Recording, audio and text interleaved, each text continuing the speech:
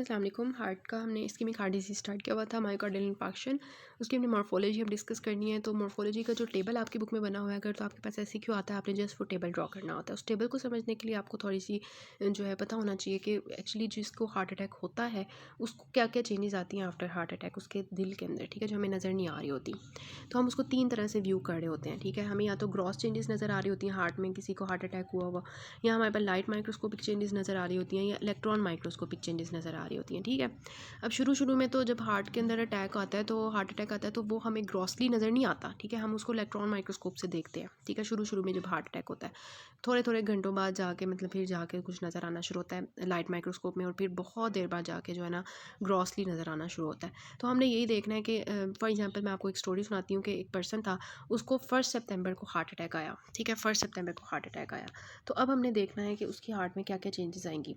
तो this was the day जिसमें उसको जो है मंडे को 1 सितंबर को हार्ट अटैक आया, ठीक है। अब 1 सितंबर को उसके दिल में क्या क्या हो रहा होगा वो हम अभी क्लॉक के ज़रिए देखेंगे, लेकिन एज अ होल अगर हम देखें तो 1 सितंबर से जो पहला दिन होगा ना, तब उसको सिर्फ उसके इलेक्ट्रॉन माइक्रोस्कोपिक चेंजेस जो है ना वो नज़र आएंगी और आहिस्ता आहिस्ता उसकी शुरू होंगी, ठीक है। लेकिन 1 to 3 डेज़ के अंदर जो है 1 to 3 डेज़ के दरमियान में उसके हार्ट के अंदर न्यूट्रोफिल्स आपको नज़र आएंगे। 3 to 7 डेज़ तक, ठीक है, आपको मैक्रोफेजेस नज़र आएंगे 3 to 7 डेज़ तक, ठीक है। 7 to 10 डेज़ के दरमियान में आपको उसकी हार्ट के अंदर ग्रेनुलेशन टिशू नज़र आएगा। 10 to 14 डेज़ तक भी आपको ग्रेनुलेशन टिश्यू नज़र आ रहा होगा, ठीक है।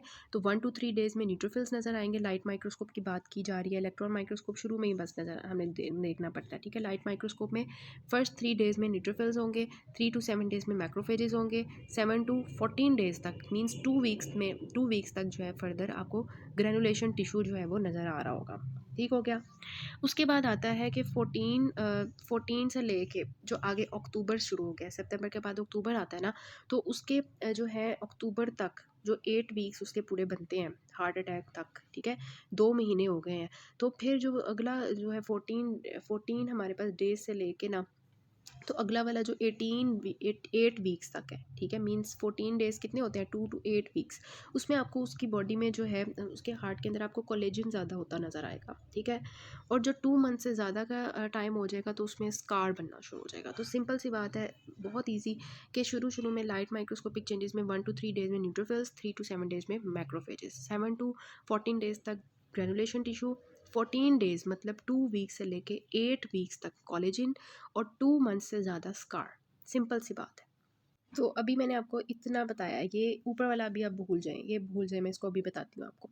1 to 3 डेज़ मैंने आपको बताया, 1 to 3 डेज़ में आपको न्यूट्रोफिल्स नज़र आएँगे, 3 to 7 डेज़ में मैंने आपको बताया मैक्रोफेजेस नज़र आएँगे, 7 to 10 डेज़ में मैंने आपको बताया ग्रैनुलेशन टिश्यू नज़र आएगा, 10 to 14 में भी आपको ग्रैनुलेशन टिश्यू नज़र आएगा, कोलेजन नज़र आएगा, 2 to 8 वीक्स में ज़्यादा से कोलेजन नज़र आएगा, और 2 मंथ से ज़्यादा स्कार नज़र आएगा। ये मैंने रीजन आपको इतना बताया, अभी जस्ट आपने इसके ऊपर फोकस करना है, ठीक है, क्योंकि ये एक दिन से ज़्यादा का है, ठीक है।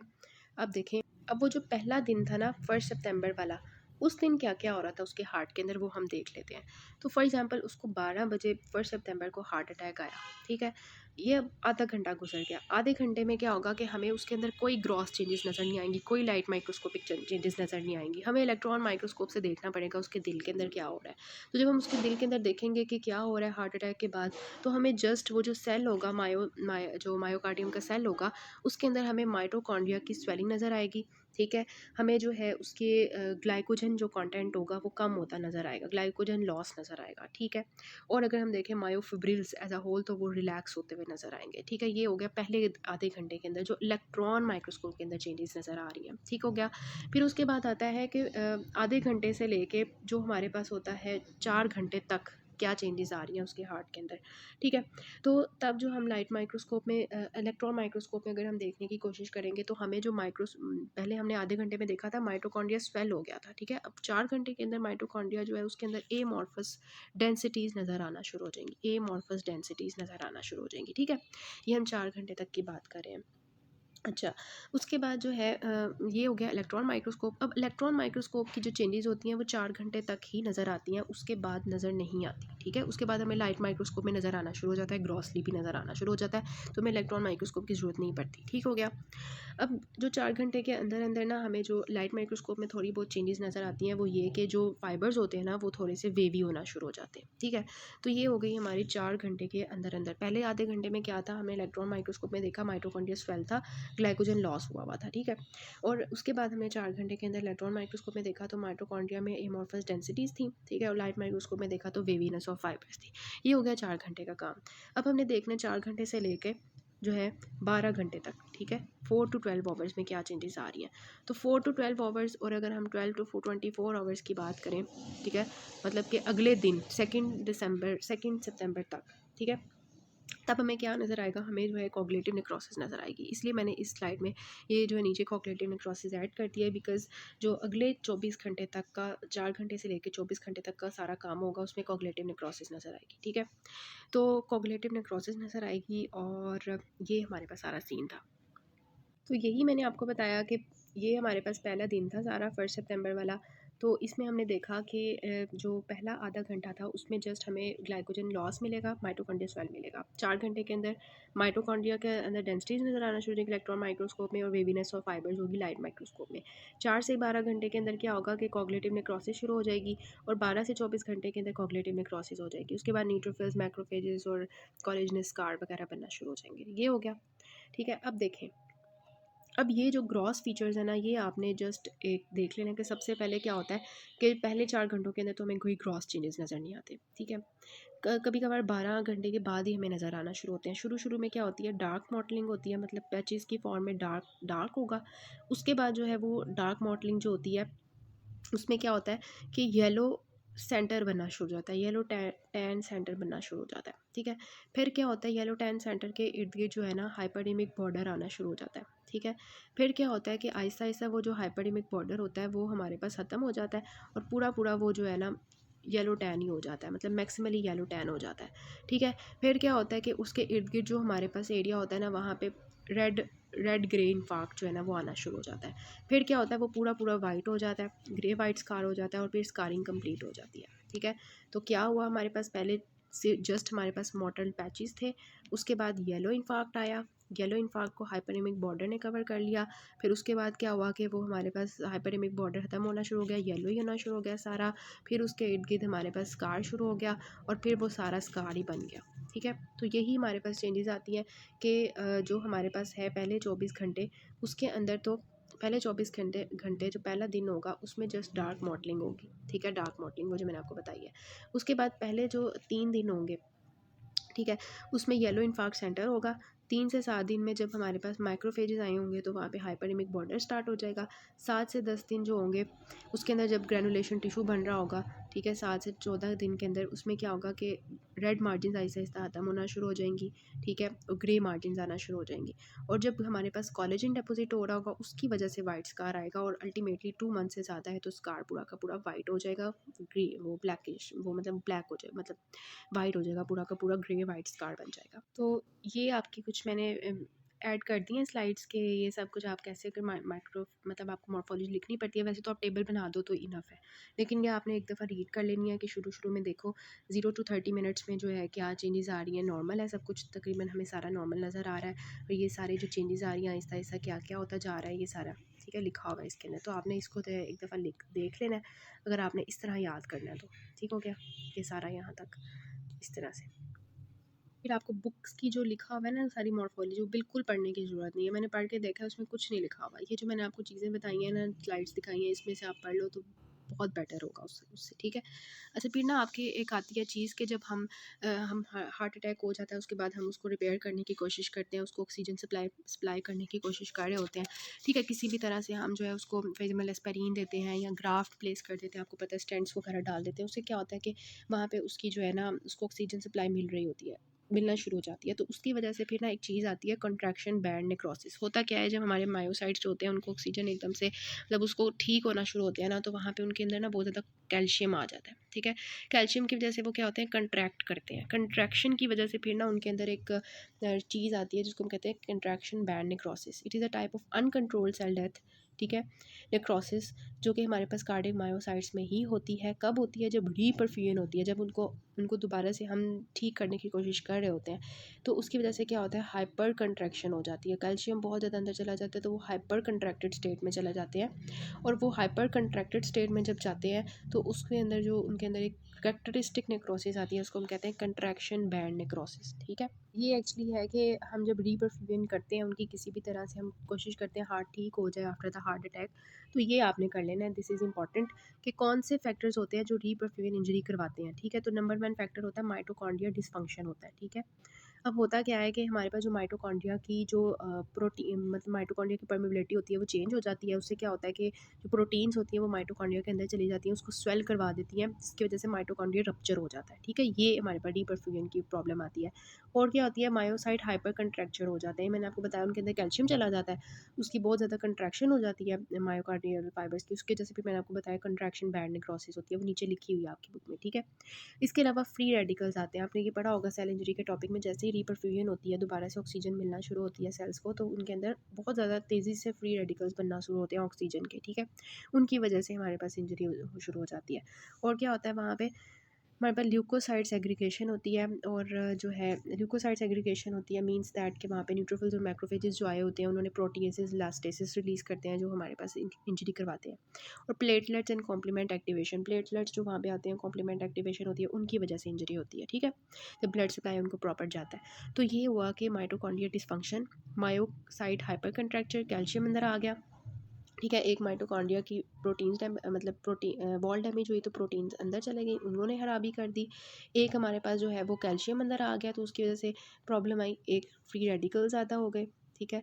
और इसके अलावा ल्यूकोसाइट्स और ल्यूकोसाइट्स ज़्यादा हो गए उसकी वजह से, और प्लेटलेट्स, ये सारी आपने याद कर लेनी चीज़ें, इनसे प्रॉब्लम्स क्रिएट होती है रीपरफ्यूजन में। ये लिखा हुआ है दरअसल कंट्रैक्शन बैंड नेक्रोसिस का, ये आपको मैंने बता दिया कि वो क्यों होता है, कैल्शियम के अंदर आने की वजह से हाइपर कंट्रैक्शन होती है। क्लिनिकल फीचर्स क्या होते हैं, हार्ट अटैक के पेशेंट्स में उनको चेस्ट पेन होती है, डिज़निया होता है। हार्ट जब भी प्रॉब्लम होगा ना तो उसकी जैसे ऑक्सीजन जो है वो जो है लंग्स की तरफ नहीं मतलब एक्सचेंज प्रॉपर हो रहा होगा ना, डिज़निया होगा, पेशेंट को सांस नहीं लिया जाएगा, शॉर्टनेस ऑफ ब्रेथ होगी, वीकनेस फटीग होना शुरू हो जाएगी, बहुत ज़्यादा पसीना आपको पता है आना शुरू हो जाता है उनको सिंपैथेटिक ओवर एक्टिविटी की वजह से, डिजीनेस होना शुरू हो जाती है, नॉज़िया वॉमिटिंग आना शुरू हो जाती है। These are the science of the heart attack, ठीक है। उसके बाद ना आपके पास एक टेबल है, ये आपने कर लेना है, ये आपका लैब डायग्नोसिस आप किस तरह से करते हो, ये सारे जो है एंजाइम्स होते हैं लैब डायग्नोसिस के लिए। ईसीजी एब्नॉर्मलिटीज़ भी मैंने आपको शुरू में बता दी थी क्या क्या आती हैं, ठीक है। अच्छा, लैब इन्वेस्टिगेशंस में ये होता है कि क्रिटिनिन काइनेज होता है, सबसे पहले तो आपको इनके नाम आने चाहिए। क्रिटिनिन काइनेज होता है, ट्रोपोनिन टीएनआई होता है, ठीक है। ये हमारे पास एएसटी एस्कॉट होता है, एलडीएच होता है, ये सारे हमारे पास जो है ना कार्डिक मार्कर्स होते हैं, इनके सबसे पहले आपको नाम आने चाहिए, ठीक है। उसके बाद आपको ये पता होना चाहिए कि जो आपका ट्रोपोनिन टी और आई होते हैं ना, ये सबसे अच्छे होते हैं, ठीक है। ये सबसे अच्छे क्यों होते हैं, ये इसी वजह से सबसे अच्छे होते हैं कि ये जो है ना आपको एक तो 10 दिन तक बताते हैं कि जो है ना हार्ट की जो है वो मतलब ये कार्डिक मार्कर जो क्यों ज़्यादा होते हैं, जब भी हार्ट की इंजरी होती है तो उसमें से ये निकलते हैं ना, तो फिर हमें बताते हैं, ये हमको मैयर करते हैं तो पता चलता है हार्ट की इंजरी हुई है, ठीक है। तो ये जो ट्रोपोनिन टी और आई होती हैं 7 से 10 दिन तक एलिवेट रहते हैं, इस वजह से ज़्यादा अच्छे होते हैं। दूसरी इनकी ज़्यादा अच्छी सेंसिटिविटी और स्पेसिफिसिटी होने की वजह ये है कि जो सीके एम बी होते हैं ना, क्रिएटिन काइनेज एम बी, ठीक है, वो हमारे दूसरे मसल्स में भी पाया जाता है, हमारे स्केलेटल मसल्स में भी पाया जाता है, तो वो इतना स्पेसिफिक नहीं होता। अगर स्केलेटल मसल्स की इंजरी होगी तब भी सीके एम पी ज़्यादा होता है, ठीक है। तो इस वजह से वो इतना स्पेसिफिक नहीं है, और एक तो 72 आवर्स तक रहता है बॉडी में, फिर ख़त्म हो जाता है। तो इस वजह से अगर किसी बंदे को हार्ट अटैक हुआ हुआ है तो अगर हमने उसको 10वें दिन जाके हमने देखना है कि उसका हार्ट अटैक हुआ था कि नहीं, ठीक है। तो उसका ये है कि जो है ना मतलब उसकी एक क्रिएटिन काइनेज एम भी तो तब तक नॉर्मल हो गई होगी तो पता ही नहीं चलेगा, तो तब हमारा जो काम आएगा वो ट्रोपोनिन टी है, ठीक है।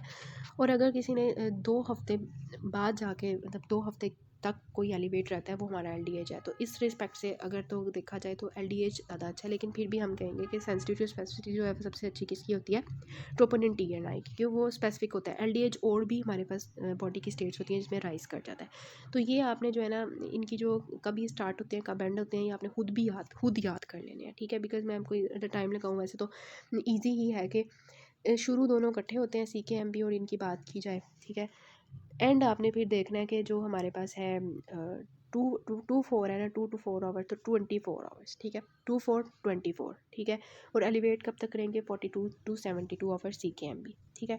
ट्रोपोनिन TRI की बात करें तो 2 to 4 आवर्स में तो स्टार्ट होता है, लेकिन 48 आवर्स तक एलिवेट रहता है, और 7 to 10 डेज़ तक, मतलब पीक जाती है उसकी 48 आवर में, 7 to 10 डेज़ में जाके ख़त्म हो जाता है, ठीक है। LDH की बात करें तो ये तो आपको याद हो गया होगा कि 2 वीक्स तक होता है। ये 24 आवर्स में स्टार्ट होता है, ठीक है। इधर थोड़ा सा डिफरेंस है, 12 आवर्स 24 आवर्स, मतलब ये कि अभी रिसेंट किसी को हार्ट अटैक हुआ हो तो फिर हमने चेक करना हो तो फिर AST और LDH काम नहीं आएंगे, क्योंकि ये तो एलिवेट होना ही AST 12 आवर्स के बाद स्टार्ट होता है, LDH 24 आवर्स, ठीक है। तो ये आपको कंसेप्ट होना चाहिए।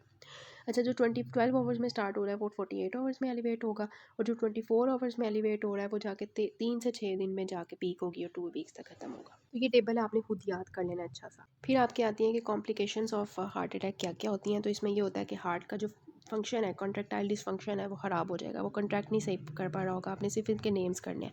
जो हार्ट के पेपिलिटी मसल्स हैं उनका डिसफंक्शन हो जाएगा। हार्ट का जो राइट वेंट्रिकल है, ठीक है, ये वाला राइट वेंट्रिकल है, इसका इन्फाक्शन हो सकता है, ठीक है। हार्ट का जो मायोकार्डियल मसल है वो रप्चर हो सकता है, ठीक है।